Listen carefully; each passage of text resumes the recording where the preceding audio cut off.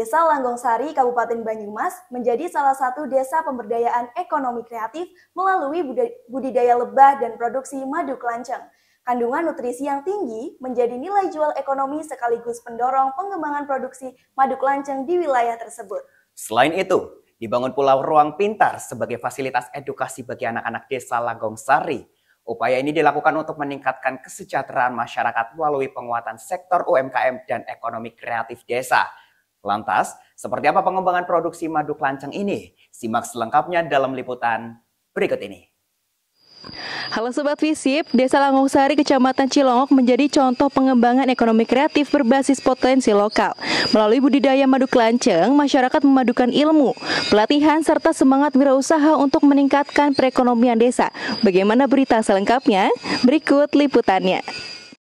Di Desa Langgongsari, Kecamatan Cilongok, Banyumas, kini dikenal lewat pengembangan madu kelanceng. Program ini mendorong warga memanfaatkan potensi alam secara berkelanjutan sambil membuka peluang ekonomi baru. Budidaya lebah tanpa sengat ini menjadi simbol inovasi desa yang ramah lingkungan.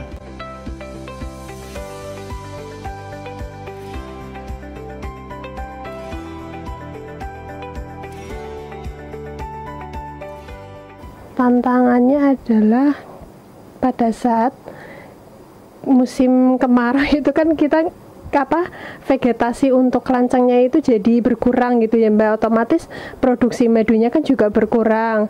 Tahap pelatihannya pertama kan gimana cara memelihara koloni, kedua gimana cara memperbanyak vegetasi, ketiga gimana cara memanen madu, terus keempat diberikan pembekalan juga untuk penjualan ya.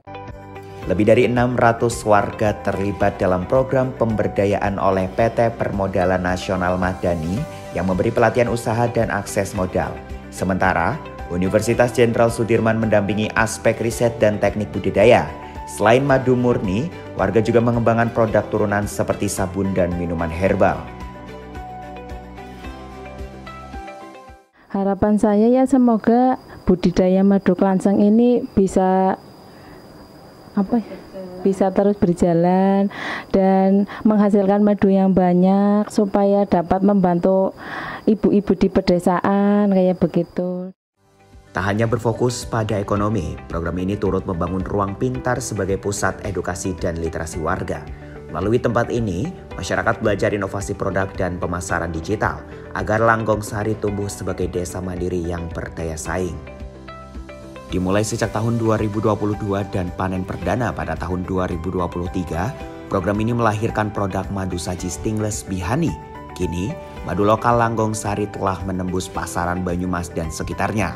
Warga berharap desa ini terus berkembang menjadi sentra madu kelanceng unggulan. Dengan langkah konsisten dan kolaborasi yang terjalin dapat memberi manfaat bagi masyarakat. Tidak hanya itu, budidaya madu kelanceng kini tumbuh sebagai simbol pemberdayaan, pembelajaran, serta masa depan cerah bagi desa ini. Ayuda dan tim melaporkan untuk Visip on this week.